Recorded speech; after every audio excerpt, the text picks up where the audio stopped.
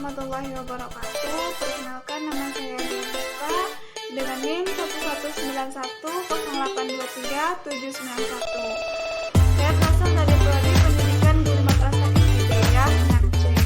Pada video kali ini saya akan menjawab pertanyaan atau soal UTS yang telah diberikan oleh dosen pengajarnya, yaitu yang terhormat Bapak Ahmad. Soal yang pertama yaitu jelaskan langkah-langkah merumuskan tujuan pembelajaran IPS di SD atau MI yang baik dan benar.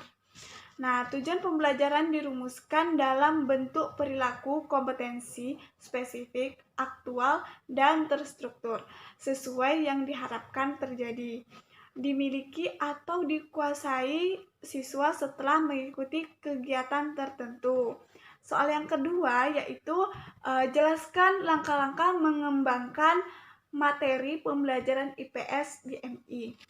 Nah, ada 3 cara yang harus kita lakukan. Yang pertama yaitu mengidentifikasi faktor yang ada pada kompetensi dasar atau standar kompetensi.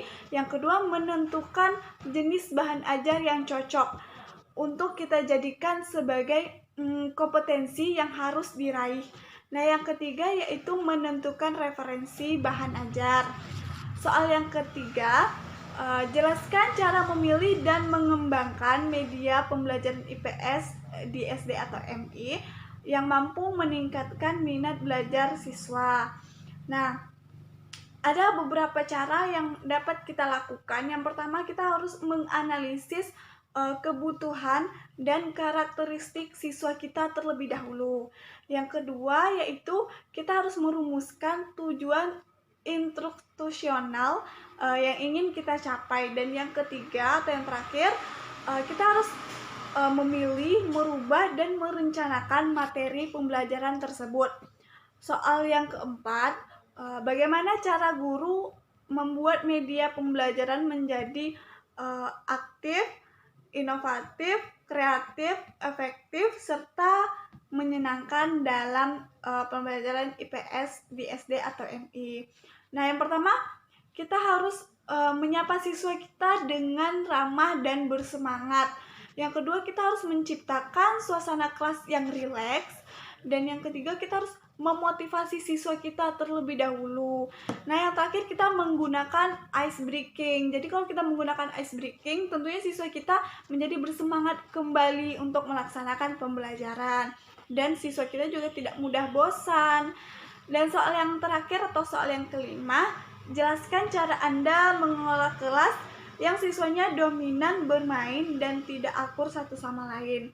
Nah, di sini kita harus menyampaikan terlebih dahulu aturan kita dengan tegas kepada peserta didik kita, tetapi harus dengan cara yang empati atau lemah lembut juga bisa. Terus kita juga harus membangun komunikasi kita dengan siswa dan juga orang tuanya.